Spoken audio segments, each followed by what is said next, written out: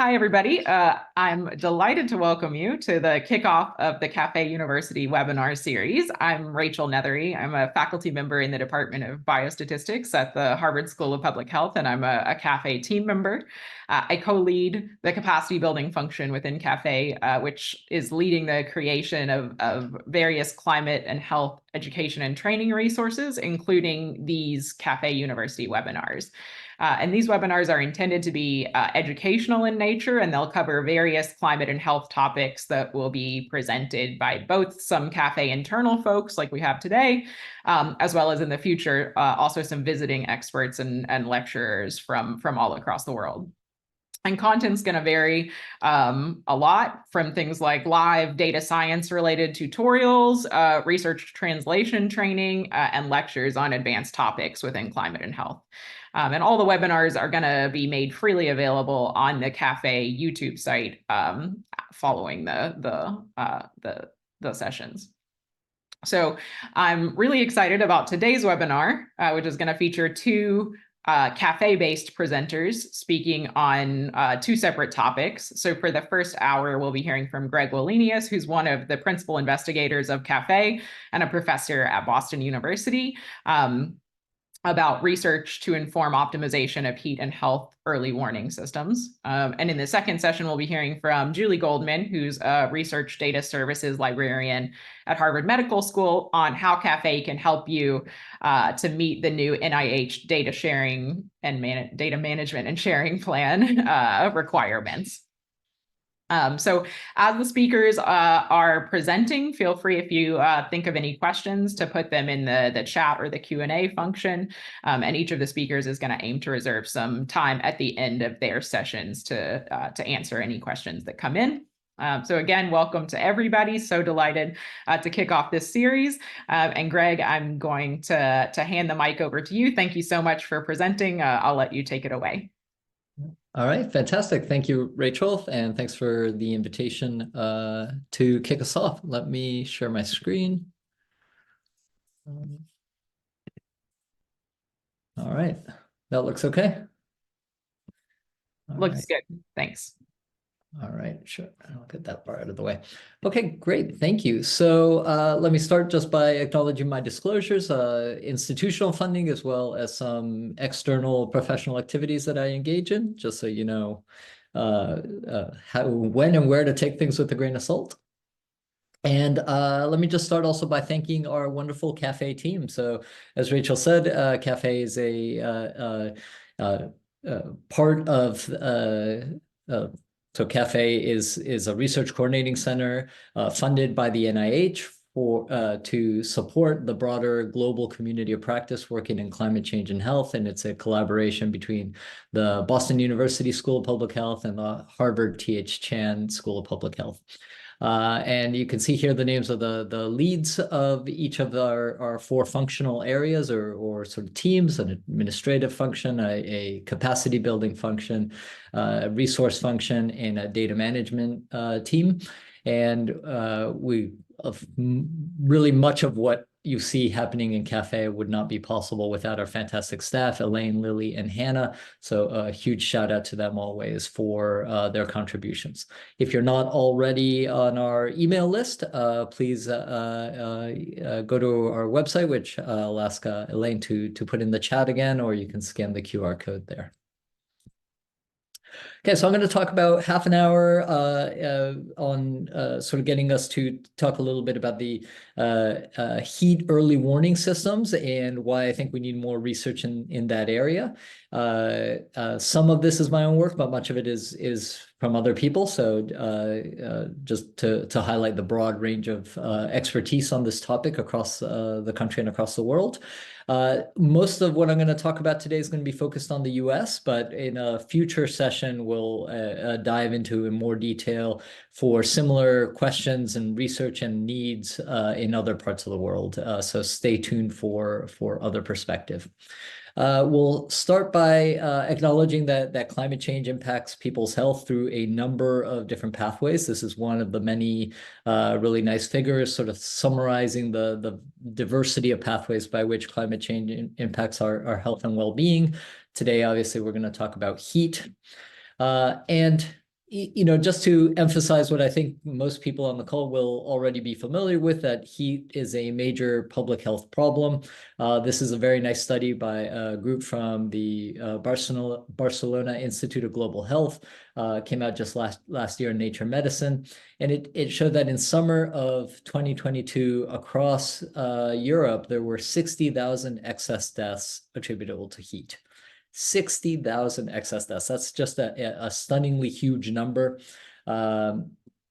So we don't have that same analysis done in the US that I'm aware of. This is some older work that Kate Weinberger, while was a postdoctoral fellow working with me, published, showing that if you distinguish between extreme heat and just all sort of summertime heat above, say, a temperature of minimum mortality, there in the US, there's probably in the order of 2,000 to 3,000 excess deaths due to extreme heat every year. And, from our research and other people's research in the US, the true number of sort of heat-related deaths in any average year might be about 10,000, again, from all temperatures above the temperature minimum mortality rather than just the extreme temperatures. But obviously, there's a lot of spatial heterogeneity. And in the Ballister study that I showed you in the previous slide, you could also see in their table there that, the excess number of deaths by country vary substantially. So this is both that the public health problem is big, but it's also highly localized. And of course, we're familiar now with the many news stories that come out about very important events with increasing frequency and severity, of course. So this is just summarizing the toll of the 2021 heat dome that affected the Pacific Northwest of the US and Western Canada. And you can see there the numbers: 250 excess deaths in the US, more than 400 excess deaths in Canada, with hundreds, or perhaps it was actually thousands, of heat-related emergency department visits. And these numbers are, were hard to come by. So we sort of take them with a bit of a grain of salt, that we don't really have the institutional infrastructure in the US or in Canada to sort of produce kind of real-time estimates of what is the impact. So again, another sort of potential area for research for timely assessments of the impacts of these major events. And of course, it's not just mortality. This is some seminal work done by Jennifer Bobb when she was working with Francesca Dominici, one of the MPIs for CAFÉ. And, this is in the Medicare population. So these are folks that are almost always 65 and over in the US on this sort of government-funded health program. And you can see that depending on the condition, that these are different classes of hospital admissions. And you can see that the relative risk on the right is highest, of course, for things like heat stroke, but that the absolute risk difference is, might be more impactful for something like fluid and electrolyte disorders, things like dehydration and other, fluid disorders. So important to think about whether you're thinking about the relative scale or the risk difference scale. But so we have death affects a smaller number of people, hospitalizations, emergency department visits, and suffering more broadly would, of course, impact a even larger number of people. And so, just to summarize sort of where we are in the health field, is that extreme heat is recognized as a threat to public health. There's abundant epidemiologic evidence that heat waves specifically and summertime warm weather more broadly is associated with this pretty important risk. Heat waves, of course, are becoming more frequent, more intense, and longer in duration with continued climate change, leading to an increasing number of people being affected, as essentially in every country around the world. And so in this context, the heat early warning and response systems have really risen as a key adaptation strategy to try to reduce those impacts.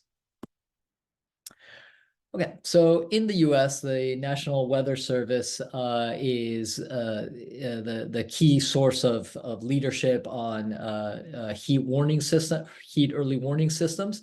And there is a national approach, and then that guidance is given to what I'll show you are about 120 weather forecast offices that cover a more local region. And I'll show you that the implementation of this national system is largely at the discretion of those local offices, and that leads to some interesting differences. But so the national guidance is that for these three products that there's an excessive heat watch. This means that conditions are favorable, that in the next 24 to 72 hours, there's going to be the criteria are going to be met for issuing local heat warnings or advisories. And then the heat advisory or excessive heat warning are really two levels of severity, with the heat warning being the more severe. And this is, typically the guidance is that in the, say, northern half of the country, that when the heat index approaches 105 degrees Fahrenheit or in the north, or about 110 degrees Fahrenheit in the south, that's going to, that's the typical trigger for one of these heat warnings. And heat advisories, on the other hand, are for days that are still considered quite hot and potentially dangerous, but not quite reaching those thresholds or guideline criteria for heat warnings. So we'll call those heat advisories. And broadly, although there's quite a bit of variability, as I'll show you, there's, it's in the northern half, it's a heat index forecast to be 100 degrees Fahrenheit or higher. And in the south, it's 105 degrees.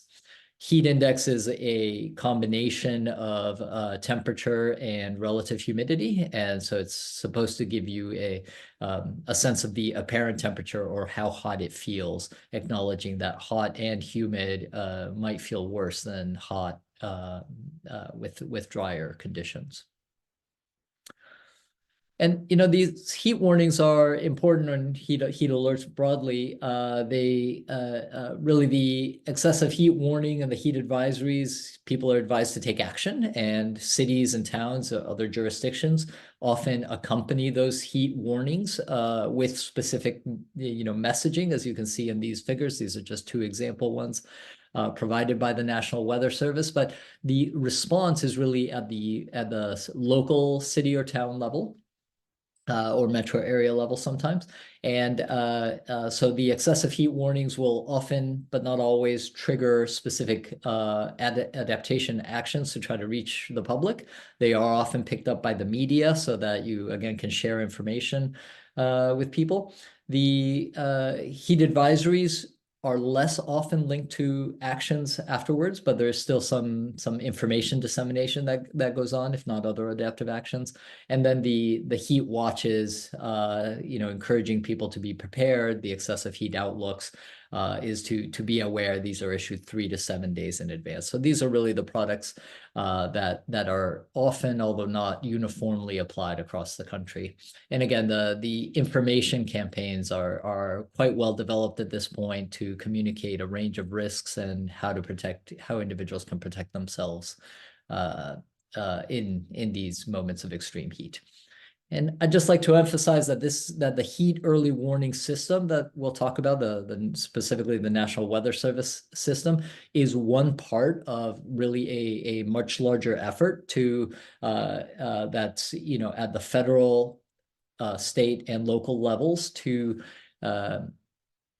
reduce the health impacts of heat on specific populations. So this is some great work led by Nicole Arid at University of Washington, and just shows you the range of activities that local jurisdictions might engage in or often engage in, and not necessarily all one of these in every location, but that these are the types of typical activities that jurisdictions will implement to try to reduce those health impacts. So again, today we're just focusing mostly on the early warning system, but there's a really great conversation to be had of what should we be doing when those heat alerts are triggered. Okay, so as I mentioned before, there's about 120 weather forecast offices in the US, or at least at the time that this seminal article was published. And really, for anybody doing work in this area, this is really this paper is the starting point. It lays out very nicely what is the National Weather Service approach to heat warning products. And so you can see that the color coding indicates that different offices are actually using, are enabled and encouraged to use their local knowledge in order to develop the heat warning products or the triggers for those heat warning products according to what is best for their area. And so the ones in red have at the time had developed a heat health warning system that wasn't based on a single metric, but maybe on a combination of factors. The regions in blue are largely using this procedural directive, heat warnings when the heat index reaches 105 or above, and the northern, approximately the northern half of the country, and 110 and above in the southern part of the country. And then that yellowy color is for those weather forecast offices that had developed their own revised policy on when to issue heat alerts. And, this is on the right now, you can see that many of those weather forecast offices that developed their own criteria did so in partnership with folks in the health or public health community to try to develop what would be the criteria that would be most protective of people's health. So there's a difference between saying we want to alert the community on the hottest days versus we want to alert the community on those days that pose the biggest health risk. And so this partnership with the health community, a health research community, I think is really important and actually has been quite prevalent across the US.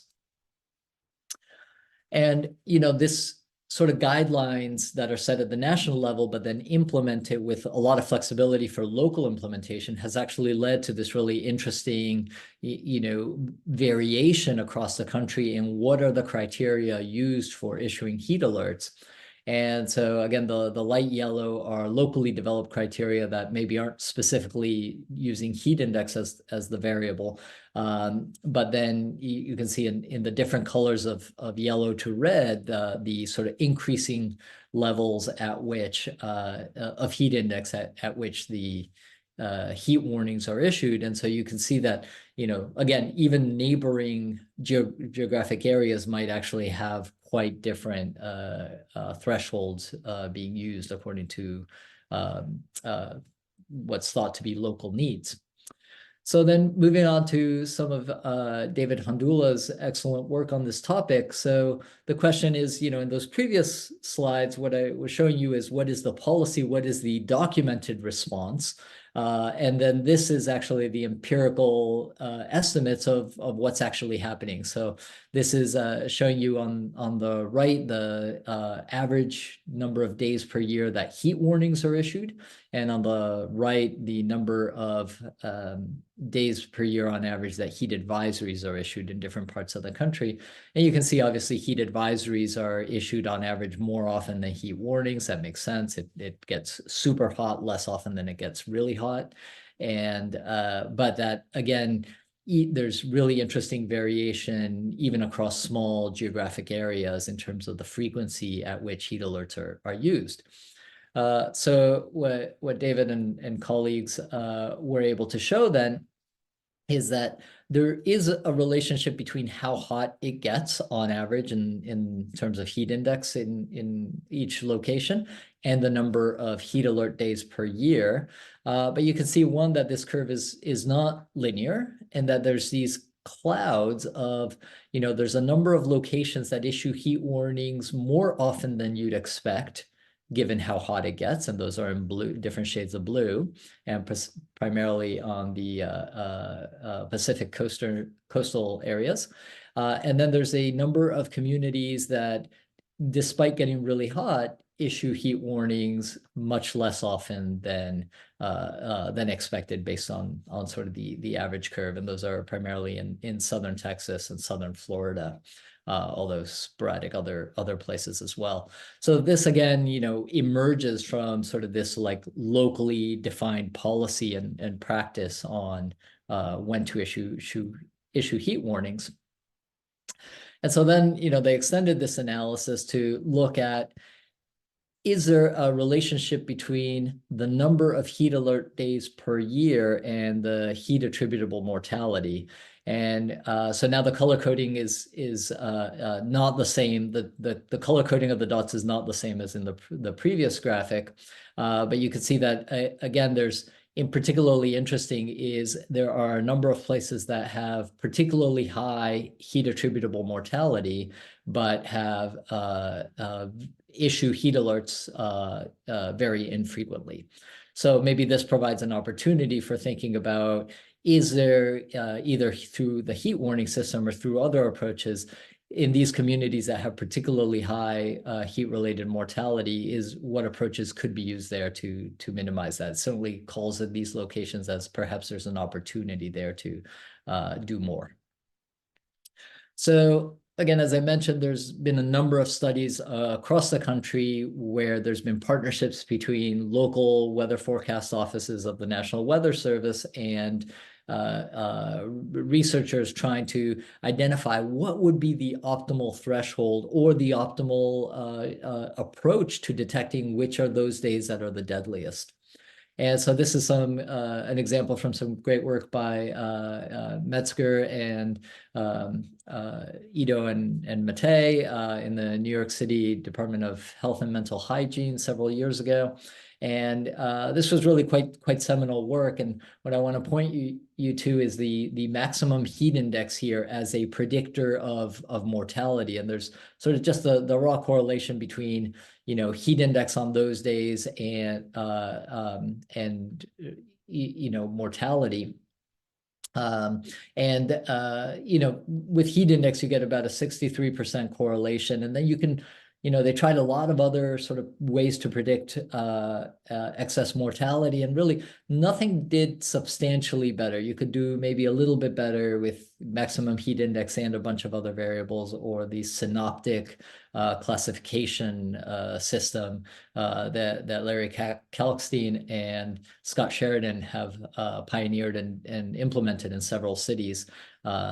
And so, in New York City, and at least in the hands of these investigators, none of these other approaches really did that much better. And again, they tried parametric models and non-parametric models. And again, heat index, lag, 0 to 3 days ago, really did about as well as any other system.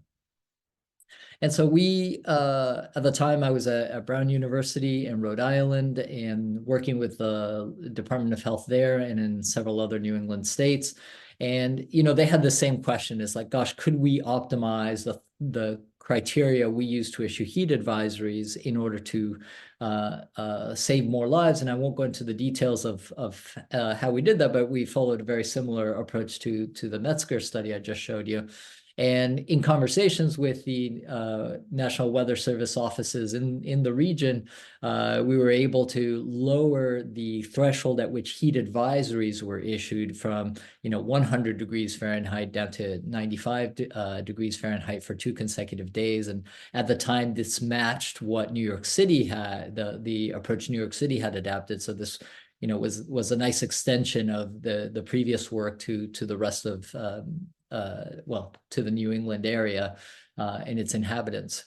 So that was really exciting that we could affect that change, but then it leads to this naturally to the question of how effective are the heat warnings or heat alerts in reducing mortality or protecting people's health. And this is really important because from an implementation research point of view, what we really want to know is what's the optimal threshold for issuing these, and how do we get kind of, as real time as possible, feedback to what's working. And there's not, I'm going to distinguish between the research that's done on the benefits of having a heat early warning and response system implemented. And that's pretty unambiguously that, yes, that is of health benefits. And there's examples from Europe, from Canada, from the US, where the implementation of a new heat early warning system after major heat events has been associated with reduced morbidity and mortality in subsequent heat waves. But here specifically, we're asking the question, does issuing more heat warnings or more heat advisories, does that actually save lives? And there's actually not that many studies that have looked specifically at that question, the value or the benefits of one additional heat warning. There was this early work from Chris Ebai's group, University of Washington, that showed that in Philadelphia, each additional heat warning saved perhaps 2.6 lives, or averted 2.6 deaths on average. So, building on that, we wanted to say, okay, could we do that on a larger scale than one city? And what, the approach we decided to use was thinking about, there's a set of days when there's sometimes a heat warning, but sometimes there isn't. And this happens because forecasts can be wrong, and because of this, heat warnings are not issued by algorithms. They're issued by the warning coordinator in each weather forecast office, and they're allowed and encouraged to use sort of conditions on the ground and their expert knowledge to assess whether, this particular forecast calls for issuing a heat warning or heat advisory or not. And so there's these set of days in every city that issue some heat warnings that have similar levels of heat index, but sometimes have a heat warning, some don't. And so that gives us an opportunity to kind of do a natural experiment of, is the mortality rate lower on 2 days that are equally hot, but one with a heat warning, one without? And we were initially able to do that in 20 cities across the US, which you can see here. And, contrary to our expectation, we saw that on average, there was really no benefit, no average benefit in these 20 cities, again, at this time, in terms of lower mortality. So we did not find that each additional heat warning within this range of temperatures, where sometimes you issue heat warnings, sometimes you don't, there was not a mortality benefit there overall. But there was, coincidentally, and of these 20 cities, one, Philadelphia, showed this health benefit, which coincides nicely with Chris Ebai's earlier finding from 20 years earlier. So that's exciting, but we can't tell from this information alone whether that's a chance finding, or if that's precisely because Philadelphia is just so good at issuing heat alerts and have one of the earliest systems in the country to do so. So then we sort of did the thought experiment. It's like, well, how many deaths could be averted by a heat warning system that is as effective as Philadelphia's? And what we found is that in Philadelphia, the heat alert system might save about 45 excess deaths per year. And if the system, say in New York, was as effective as the one in Philadelphia, we might say 27 lives per year, or in Dallas-Fort Worth, 28 lives per year, et cetera. And so this thought experiment just highlights that it's actually really important to try to get this right, because, the number of deaths we might potentially avert each year is a non-trivial number. So then we were able to do this more comprehensively, teaming up with Francesca Domenici's group to do this really based on Medicare data, and do this across the country, everywhere that sometimes has heat warnings.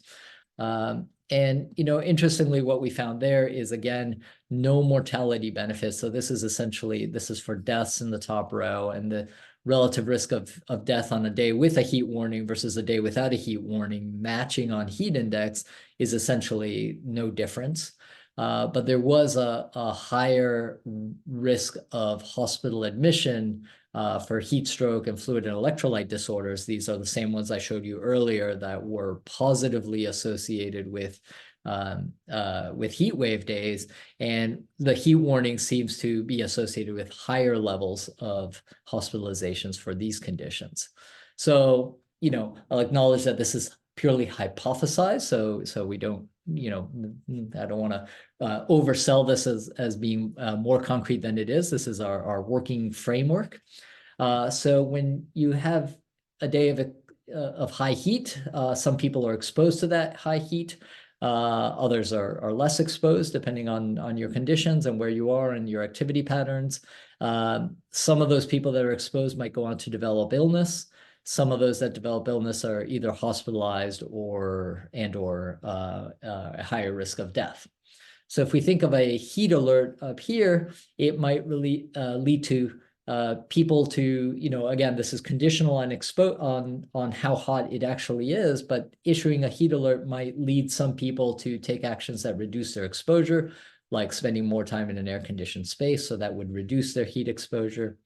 Heat alerts might instead lead to, or in addition, actions leading to prevention of illness, but that's not directly related to just reducing exposure. So this might be like remaining hydrated. And it might lead people to seek medical care, so recognize their symptoms earlier on, which might then increase the risk of hospitalization, even conditional on illness. And maybe this is, again, just a hypothesis, but the data we have is consistent with the idea that we're not really seeing people reduce their heat exposure or even be less likely to become ill, but are maybe more likely to seek medical attention, recognize their symptoms and seek medical attention. But that this is largely not the same population that's dying. So this might be people that wouldn't have died anyway. And that's why we're not seeing an association between heat alerts and reduced rates of death. Again, just a hypothesis, but something that guides our research in this area. We've also done research asking, well, maybe, heat index isn't the right index to use to trigger heat warnings and heat alerts. So Keith Spangler in our group has looked at a number of other potential indices and found that, in fact, at least on average across the country, no one index does particularly better than any other, although certainly maximum temperature seems to do better than minimum temperature or minimum values of those indices. So that's sort of interesting. And again, I want to come back, and this is again Nicole Ehret's work at University of Washington.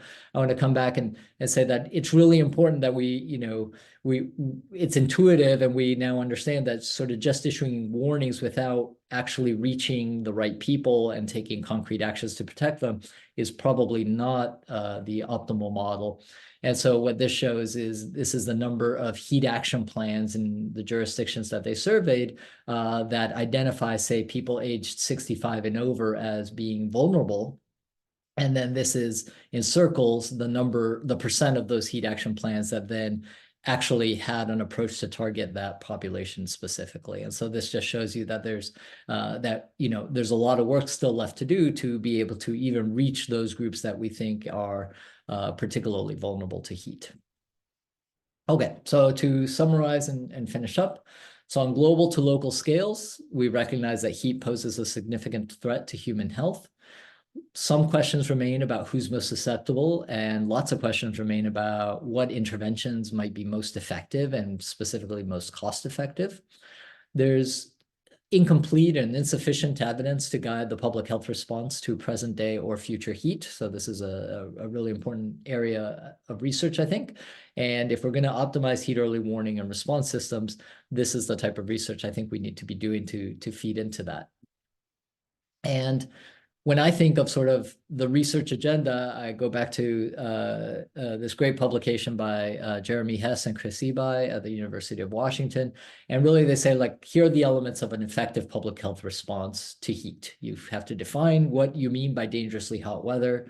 You then have to forecast that. You have to identify who's at greatest risk of harm, intervene to reduce that risk of the adverse health effects. And then you have to keep evaluating whether those interventions were effective at your goal of reducing the health impacts. And you have to repeat this continuously. And so when I think of sort of what should be our research agenda, really, this is how I think about it. Okay, like, do we really know what we mean by dangerously hot weather? And that might be different in different locations. It might change over time, even over the course of a summer. And it might depend quite a bit, even within a city, on the population we're talking about. Is it somebody with air conditioning working from home like I am today, or is it somebody that's an outdoor worker that is very much exposed to the elements? So even within a city, how we define dangerously hot weather might vary substantially from community to community or individual to individual. And then, in the US, our forecasts are really good, but that's not universally true globally. Again, identifying who's at greatest harm and what we can actually do to help those individuals. And again, have this as a repeated cycle of trying something new, evaluating whether it's working. So with that, I'm going to stop sharing, and I'm going to spend a few minutes on questions, and then we'll move on to Ellen Considine, who is also on the call, and she's going to dive into more detail about a specific research project she's working on. But let me spend a few minutes seeing if there's any questions, and then we'll move on. And let's get my screen over. All right, great. So maybe let me start with just a couple questions, and if there's any in the chat. Minimum temperature might be really underestimated, given that urban heat island is not detected by most of the air temperature products. And yes, so two key points there. One is that the urban heat island means that there is a within city spatial variation in the temperature. So, if I live in a relatively greener area, than perhaps downtown, where there might be less green, more pavement, more building materials that absorb heat. That makes a difference during the day, but it also makes this pronounced difference. It's actually, in our studies, it seems to be a bigger difference in the nighttime minimum temperature in the urban heat island areas than not. And so that is something that virtually all the studies fail to recognize or incorporate, at least into their analyses, because we don't, by and large, have really good air temperature data at the spatial resolution that actually incorporates the urban heat island into that. So that's a really good point.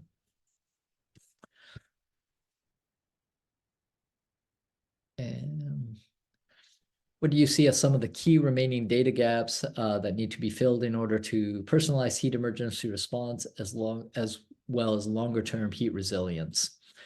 So there's sort of the emergency response, like tomorrow it's going to be super, super hot. This is unusual. It happens only, 2 to 3 times in a summer. What's our emergency response to that? We're going to distinguish that from sort of the every day is a little bit hotter than it used to be. And that sort of moderate heat is also associated with an increased risk of thermal discomfort and health impacts. But the strategies to do that is not in the same emergency response. It might be a more chronic response, whether it be through education at the beginning of every summer. So let's talk a little bit about each of those. On the emergency response, I think we're still really not 100% sure what to do, or at least, if the mayor of my city comes to me and says, well, okay, I buy it, we could do more, tell me what to do. It's like, I have ideas, but I don't have evidence to back it up. That, there's a lot of emphasis on opening cooling centers. There's a lot of discussion and debate about how effective cooling centers are at reaching the most vulnerable population, and whether you can reach enough of the members of the vulnerable population to actually make a concrete difference. There's approaches to subsidizing air conditioning for those that need it most, but again, that's controversial and not well documented that works. So really, what can we do? And again, we have lots of ideas, and these ideas should be tested. We just had a publication come out testing the idea of naming heat waves. That was done in Seville in Spain in 2022. Really controversial idea, really novel idea. And so, we need to try out these novel things and novel ideas and then measure whether they're working or not. On the other hand, we need to adopt changes in our built environment and in our housing approach to housing in order to lower or improve thermal comfort every day of the summer. So these are sort of the long-term impacts of more moderate temperatures, or long-term approaches. So really different strategy. It might be through education at the beginning of the summer, not in response to an acute heat event. It might be increasing greens, like tree canopy and vegetation in places where that can be done and is cost effective. It might be converting black roofs to white roofs, which are higher albedo and improve the thermal comfort of the building occupants, etc. Okay, great. Let's see. Nathan, did you want to unmute yourself and ask a question?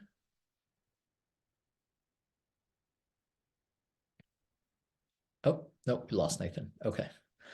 All right, great. And just a short comment on LST, or land surface temperature. So of course, people are exposed to air temperature, not to land surface temperature. So there's sort of a bit of a disconnect between, we have pretty good mapping of land surface, urban heat island by LST, but what we really need is a high resolution map of ambient air temperature. And NOAA and the National Weather Service are funding extensive heat mapping campaigns in cities across the US, and in fact now across the world, to try to capture that spatial variability in air temperature better. But the health effects that are documented are all documented with respect to air temperature, not to land surface temperature.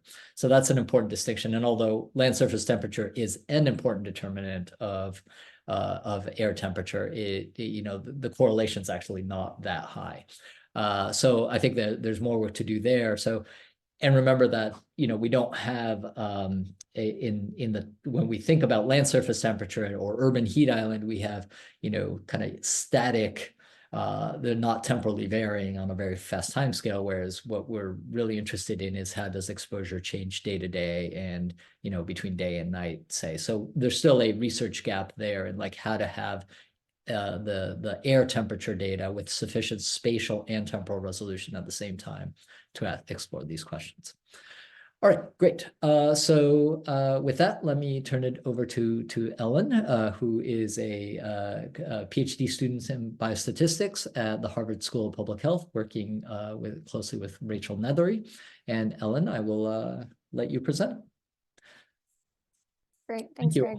I will go ahead and share screen.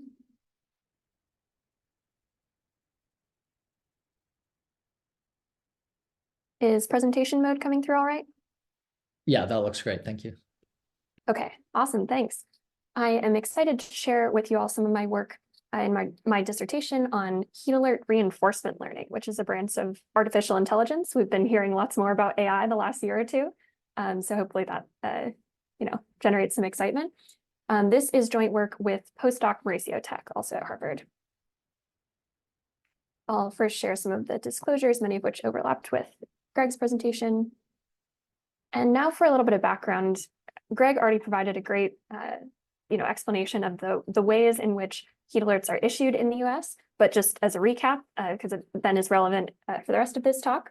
So the National Weather Service, or NWS, issues heat alerts based broadly on these temperature thresholds, which differ in northern and southern states, but they're also strongly affected by the discretion of the local offices.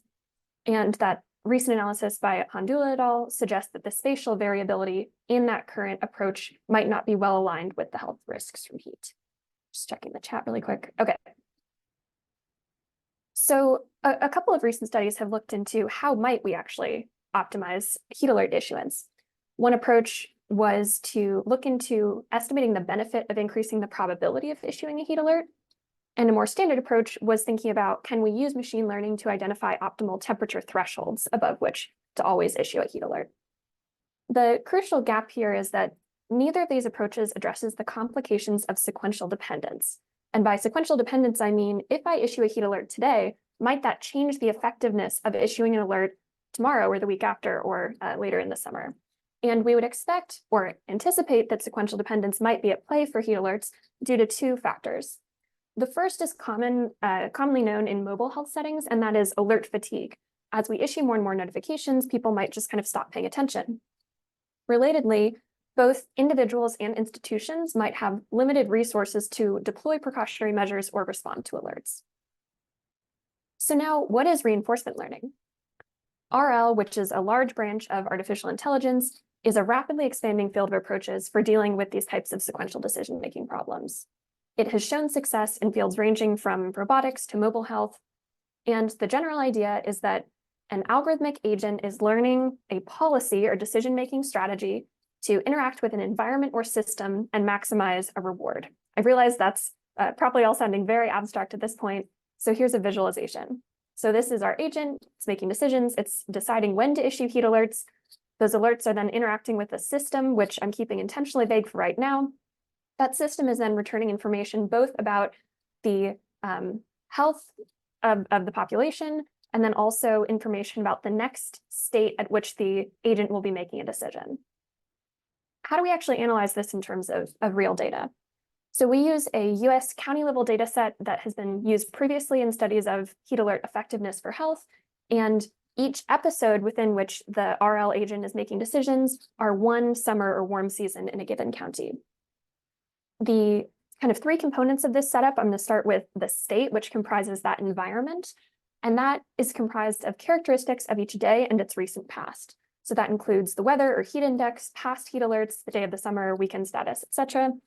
Again, the action is issuing or not issuing a heat alert. And then the reward, what the agent is trying to maximize, is the rate of heat-related hospitalizations. We're using Medicare data transformed such that I am covering my own the Zoom thing here, but transformed such that fewer hospitalizations corresponds to a greater reward, just to be consistent with broader RL methods. So this all sounds well and good. RL has been shown to be helpful in a lot of different applied settings. We can set up the heat alerts problem within the RL framework. We should be ready to go, right? It turned out that kind of early on in this project, we realized there were several major incompatibilities between standard RL and the heat alert setting, and even environmental health or climate and health more broadly. So one of these is that low signal, small and easily confounded effects is common in observational environmental health data sets, as I'm sure many of the people on this call are aware. And this has been shown, low signal has been shown to challenge standard RL methods. Another aspect that standard RL methods find difficult to handle is heterogeneity between different areas or groups in your data. And indeed, here we see spatial variability in the heat alert health relationship, which Greg also introduced in his talk. And this, again, could be due to a whole bunch of different factors, including climate adaptation, population density, and more.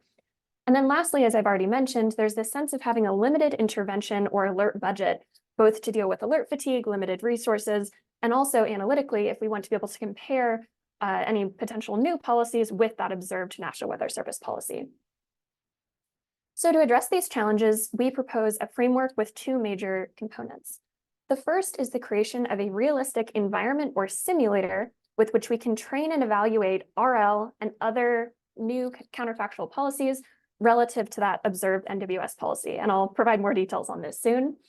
And then the second piece is using that similar to run RL experiments and dig into the results to provide domain relevant insights, hopefully. We'll start with this simulator. So why do we actually need a simulator? The RL agent needs to be able to explore what happens under different counterfactual scenarios when it issues an alert versus doesn't. First, to learn how the system works, and then ultimately to determine its optimal decision-making policy. For the simulator, we need two different pieces.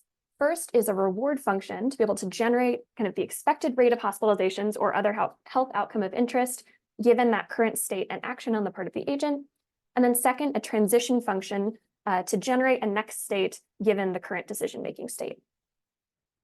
So first, for that rewards function, we use a Bayesian hierarchical model of hospitalizations, and we allow this system between the heat index, the alerts, and hospitalizations to vary by time and location. And I'll note that tying in with the kind of heat alert epidemiology that Greg mentioned earlier, we had to carefully specify the hospitalizations outcome here to avoid mediation by this kind of heightened awareness that could actually increase hospitalizations because we're interested in the potential protective effect of heat alerts. So we had to exclude certain hospitalization types that were very obviously heat-related, such as heat stroke and dehydration. I'll also note that when we fit this model, we did see empirical evidence of alert fatigue, which means that accounting for sequential dependence in this area is important. So I just talked about the rewards part of the simulator, now onto these transitions between states. A traditional RL approach would be to model the probability of moving from one state to the next. But in this setting, we notice that weather is exogenous. That means that the RL agent, whether it issues an alert or doesn't, can't actually affect the weather, right? And so drawing on kind of recent sequential decision-making techniques, we realized that we could sample observed weather trajectories rather than potentially introducing error via modeling the weather.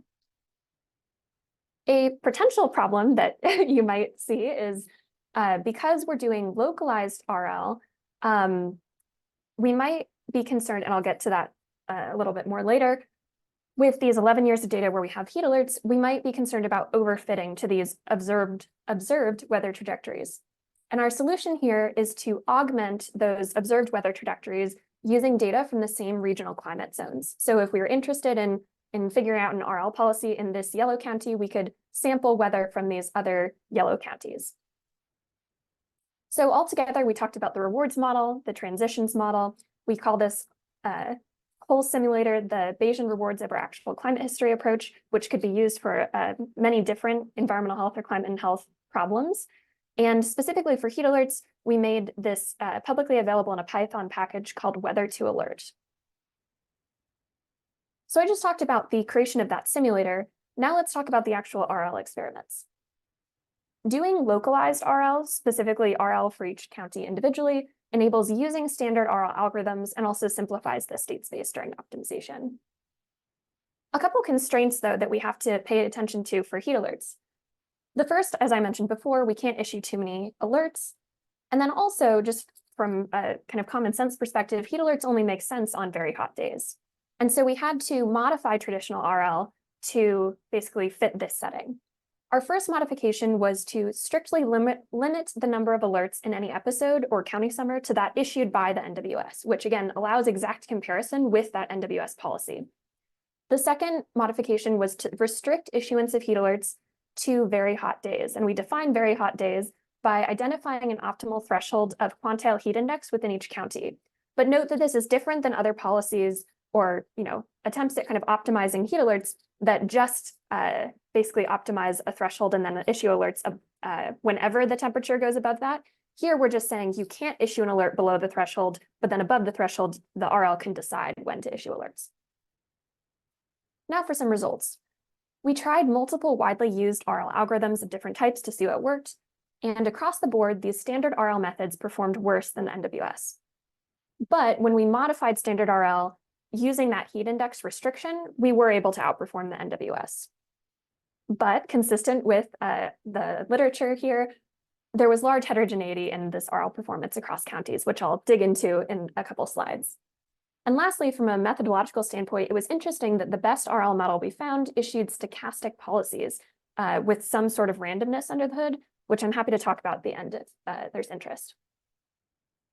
So just to summarize what I talked about with localized constrained RL, we did RL separately for each county using these constraints and interacting with that environment that we had created previously in order to do this training and evaluation. But then we wanted to dig into the actual RL results and try and understand that heterogeneity in performance. And we did this using a post-hoc analysis, specifically seeking to understand where does RL perform better or worse than the National Weather Service policy. And we did this by looking into the county characteristics and characteristics of heat alert policies and seeing which ones were most predictive of kind of this difference between RL and the National Weather Service. And we did this using classification and regression trees, or CART. And some overall results from this CART analysis were that we were able to identify a couple different types of counties in which deploying a heat alert RL policy would be especially beneficial compared to what's currently being done. The first type of county was those in which we saw a high alert health signal as estimated by our rewards or hospitalizations model. And that's pretty intuitive, right? Because if the model is able to identify there are going to be some days that issuing an alert is much more effective and other days where it's less, if the kind of greater that difference is, the easier it is for the RL to identify days that it wants to issue a heat alert. And specifically when it was optimal to issue alerts earlier in the summer and the NWS issued alerts later, there was kind of greater room for improvement of the RL. One thing I will note, though, that's not great news from an equity perspective is that this higher alert health signal tended to be associated, roughly speaking, with socioeconomic status, which again, there are possible reasons we could conjecture why this is, relating broadly to the fact that folks with higher socioeconomic status might have greater agency to respond in various aspects of their life to heat alerts. But this is something that would be really important to then focus on iteratively in terms of on-the-ground interventions. And then second, we found that RL tends to perform better or have more benefit in counties that experience more prolonged heat waves, which can be associated with higher humidity. And we diagnosed this by seeing longer streaks of alerts in threshold-based policies such as the NWS. And you can imagine, okay, if it tends to be hot for a good number of days in a row, then if you have a threshold-based policy, you're just going to send a whole slew of alerts, but that might pose greater risk of alert fatigue, people just paying attention to alerts, whereas RL tended not to issue alerts in as long of these streaks. So just a brief recap, we talked about the creation of this environment or simulator that enabled doing RL. Then we talked about constrained RL experiments and this post hoc analysis to try and provide some intuition. I'll briefly close with just some directions for future work that were inspired by what we were working on. So first, given that heterogeneity in RL performance, future work would want to maybe look into something called safe policy learning to ensure that a new policy is never worse than what's currently being done. And we could do this potentially by saying, okay, in counties that we would expect based on, this previous work to benefit from RL, we can run this new policy, but in counties that wouldn't benefit, we would just kind of do the status quo. Second, in this work, we assumed a fixed and known alert budget to be able to compare with the NWS and simplify the problem. But in the future, especially in a changing system, for instance, due to climate change, we'd want to be able to determine an alert budget dynamically. Third, from a public health and public policy standpoint, we'd want to be able to consider the health of the entire population, right, and potentially different health outcomes. And so there's this field of methods called multi-objective RL that might enable us to look at types of health outcomes or age groups beyond hospitalizations in Medicare. And lastly, thinking about real-world implementation, there's work that needs to be done piloting deployment of these types of tools, specifically thinking about, do we need to adapt in the case of human-in-the-loop decision-making, for instance, with NWS employees? And one of the exciting things about RL is that these methods are kind of created with the idea of potentially being able to update themselves over time. So that's a kind of key piece of this field. And lastly, I'll just note, given the broad array of folks in the CAFÉ community, that this type of method could easily be extended to other environmental exposures, such as wildfire smoke, cold days, as I saw someone put in the chat earlier, etc. With that, thanks for listening.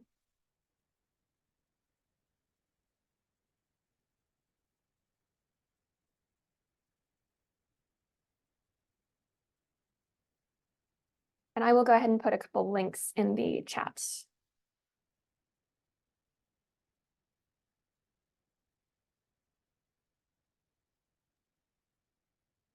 Thank you so much, Ellen and Greg. That was a really incredible recap of all the work in the heat warnings space. So thank you so much for that. This was a great session to kick off the CAFÉ University series. Not seeing any further questions. Actually, Ellen, let me start off by asking a question. So how computationally intensive is this approach? So for example, do you imagine you could get to the point where you're having a system running real time? So the sort of taking in, if health data were available, say with a 1 month lag, like could you be sort of updating the predictions and kind of having a real time, decision support tool that is telling you when to issue heat alerts? That's a good question. So one of the nice things about us doing the localized RL is that it actually reduces the computational requirements by a lot, because you're just looking at the data from that one county at a time. So from that standpoint, it's much more efficient than if you were trying to do like a nationwide RL model. I think, yeah, it would depend on kind of, again, the format and how easily accessible the health data was, but especially if we were going to try and update it on like a seasonal time frame of like, oh, we go through a summer given a policy and then you update it before kind of the next warm season, that seems like something that would be much more feasible, just thinking about real world constraints. Yeah. Okay, great. Thank you.